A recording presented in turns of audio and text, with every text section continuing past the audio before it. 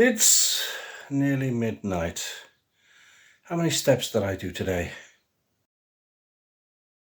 That explains why everything hurts. I need to go to bed.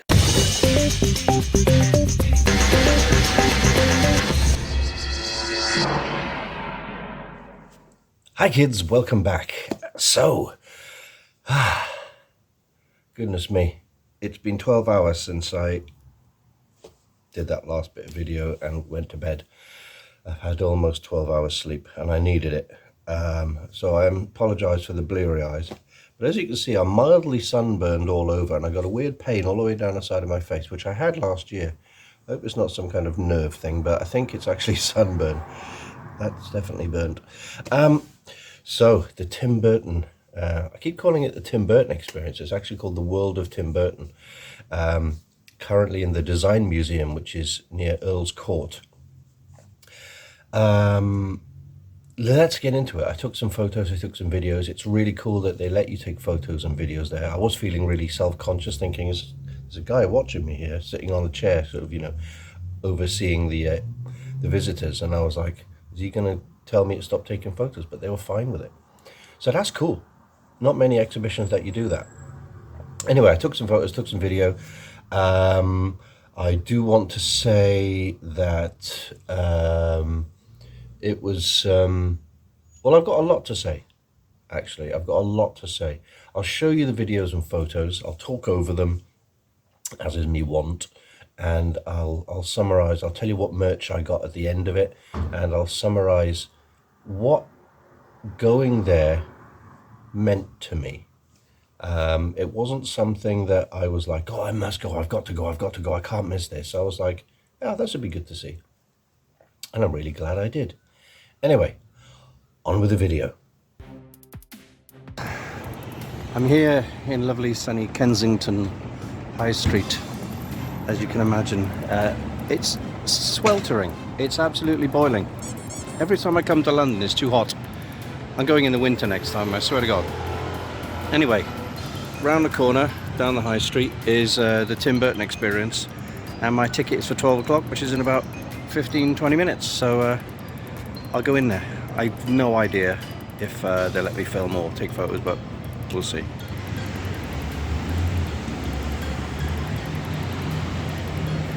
That was the shop.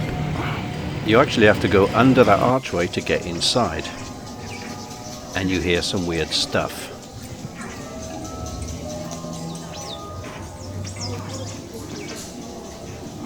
Yeah, I think it was designed to sort of make you feel a bit strange, but as you can see, some of his early Disney stuff, I mean, this is good stuff. This is weird stuff. I've decided to go for music now instead of listening to the other stuff going on. Anyway,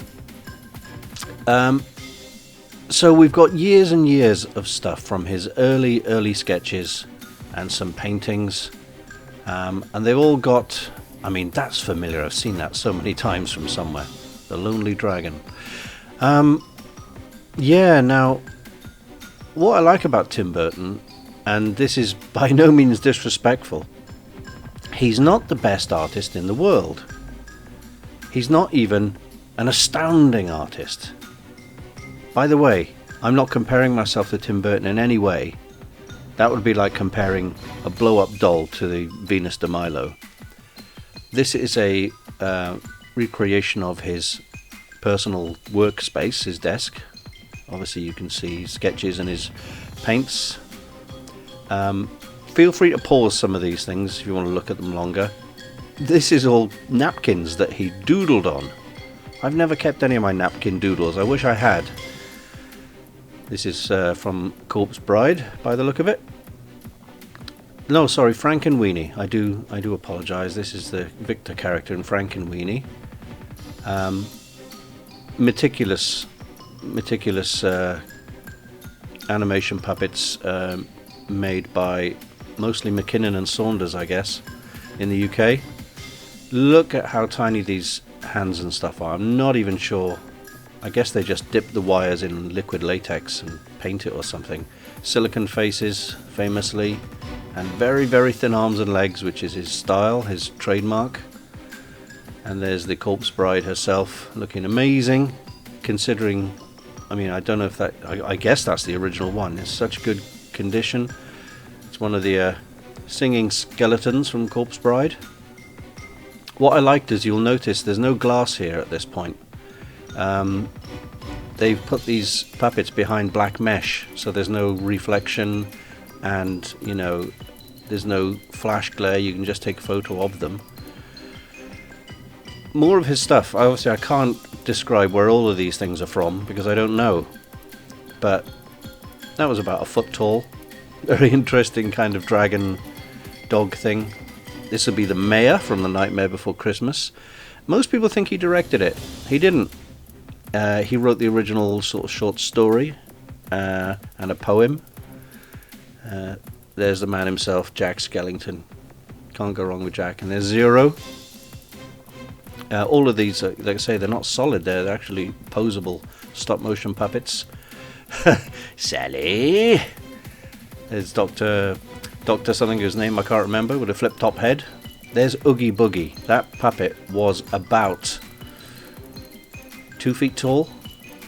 He's had a repaint because he was flaking. Lock, Shock and Barrel, the 3 kids. And there's Sally. Nothing's more suspicious than Frog's Breath, Sally. But so nice, you know. They're in such good condition. This, I guess, is from Corpse Bride. Quite a funny little sort of mariner. I need to rewatch some of these. This is another sort of British general who's got hit by a cannonball. So cool. This is the very old man skeleton. I remember him. He just looks old even though he's bones. And this is the girl whose name I can't remember from Corpse Bride. Like I said, it's been a while since I watched them, and I will rewatch them. That's his poor little dog. And the piano, which apparently when Victor was playing the piano, they literally animated the right fingers on the right keys. These are from Miss Peregrine's Home for Peculiar Children, a film I have not seen, to my shame, but I've heard it's very good, and I will watch that this week. That mask is just fantastic. You can see the dark patches where the eyes, well, it's a lot thinner where someone would be able to see through. But obviously got that Toy Story kind of doll thing. Oh, there's the Martian lady's dress and the original maquettes, because the puppets in Mars Attacks were going to be stop motion to begin with. In the end they went CG with it. But these puppets, these maquettes were so nicely made. I attempted to buy one. Not that you can buy them, you have to find someone who can 3D print them. But it's super, super nice. And that dress is very tall, but very, very thin. Easily a size 8. Talking of thin, Michelle Pfeiffer's screen-worn Catwoman costume from Batman Returns, which is my favourite of all of Tim Burton's films, and my favourite Batman film. And, you know, that's rubber, and that's tiny. That's like a size 8. Surprising how small some of his actresses are. Obviously it was skin tight, so it was probably, you know, stretched tight. There's the whip. And there's a kind of a rough maquette for the Batmobile. It's just made it sanded out of some solid material, maybe even a piece of wood, I'm not sure. No stuff from Batman actually, just that. This is Edward Scissorhands' costume, obviously, made of leather, PVC, lots and lots of belts. Johnny was pretty thin at that point, must have been. I'm not sure how solid these blades and things were. I'm assuming they were a safe material, like a plastic. But obviously they were strapped onto him every day. And that's one of the cool things from Vincent Price's lab. Again, Tim sketches it and people make them in that way. There's a trippy Beetlejuice-inspired corridor, which you go down to see even more stuff. I was surprised how big this thing was, actually. So, either side we've got... I think that's a maquette from his shelved Superman. There's another Superman design there. That spider thing was Brainiac. And one of his earlier sketches before he got his style. This is from November, that was November 93. There's the sandworms from Beetlejuice. And some kind of ghostly wraith thing, can't remember what it's from, probably Corpse Bride if I'm guessing. And some more surrealist sculptures based on his sketches. I don't know who actually made these, but they are very big. I mean, this one with the big mouth is at least 5-6 feet tall, and the sketches for them are on the sides here, as you can see, and someone's obviously built them. I think it was a project that he did with a school to collaborate with them so they could make sculptures of his scarily creatures. Some very bizarre dog portraits there.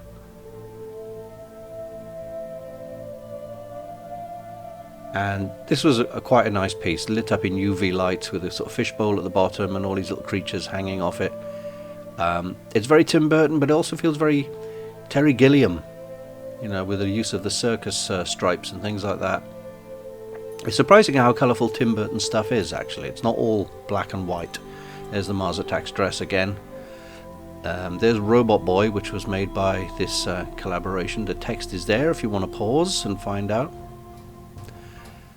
That was a fake plug, obviously, but that was real metal, no resin. It was actually welded and everything else, so it was a really nice looking piece. Probably weighed a ton. And there was a Wednesday costume. There are 2 costumes from Wednesday. That's real barbed wire, by the way. The Wednesday costume was good. I didn't take any photos of it. There were a number of costumes, actually, some from Alice in Wonderland, more of his pencil sketches and strange things. You know, 1994 that was done, and that was a big canvas. Earlier stuff again. Oh, Jack again for some reason. So I've just come out of the Tim Burton World of Tim Burton experience through that doorway there. I've only been in there 35 minutes, even if you count the merchandise shop.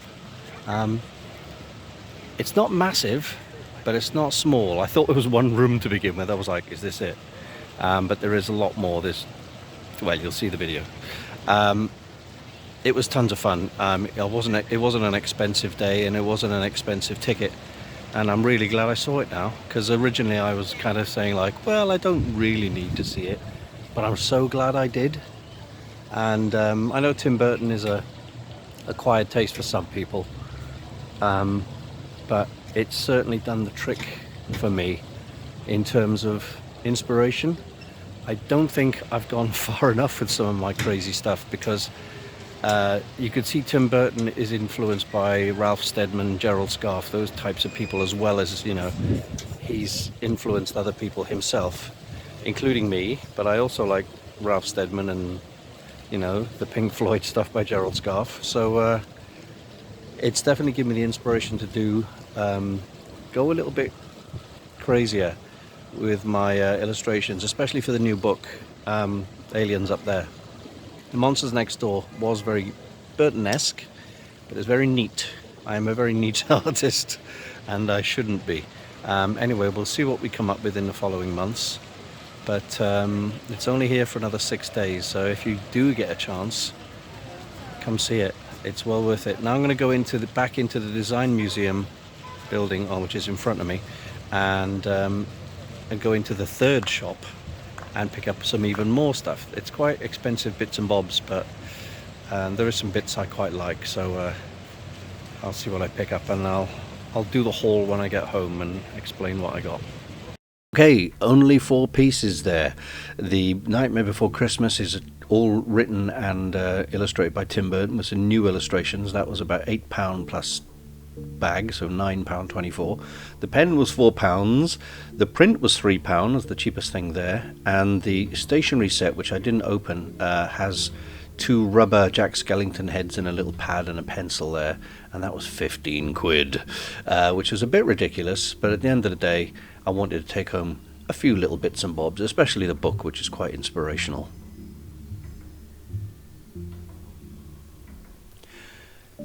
Going back to what I said earlier, Tim Burton can certainly draw, and draw well. I'm not dissing his drawing in any way.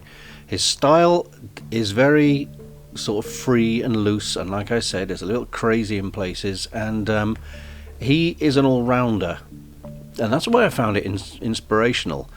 Trying to compare myself to Tim Burton is just completely insane, but I did notice some similarities, you know, the sort of not being the popular kid in school, and, you know, being a little bit kind of ostracized and not fitting in and things like that. That's probably why I gravitated towards it. But you know, it just shows you that if you've got enough imagination and your own vision, you can do, you know, incredible things. And anyone, no matter whether you're a brilliant artist or not, you can just still draw things and people will love it. It doesn't have to be 100% perfect or accurate or anything like that, or trained. As long as it's got some spirit and it's got some idea and it's got some fun about it. And that's what I took from the exhibition. I wish I'd stayed there a bit longer, to be honest. I tend to rush through things. I could do with another day there, to be honest, but certainly I should have stayed there a lot longer than 35 minutes. I should have done at least an hour just to get more inspiration soaked in from that. Well, I hope you enjoyed that as much as I did. I'm still aching all over and I still feel very sunburned, but it was a really good thing. It was actually worth more to me than just watching some Tim Burton movies. I really got a lot out of it. It really resonated with me. You've got till the 26th of May 2025 to catch it in London at the Design Museum. Tickets are about 20 quid, so it's not bad.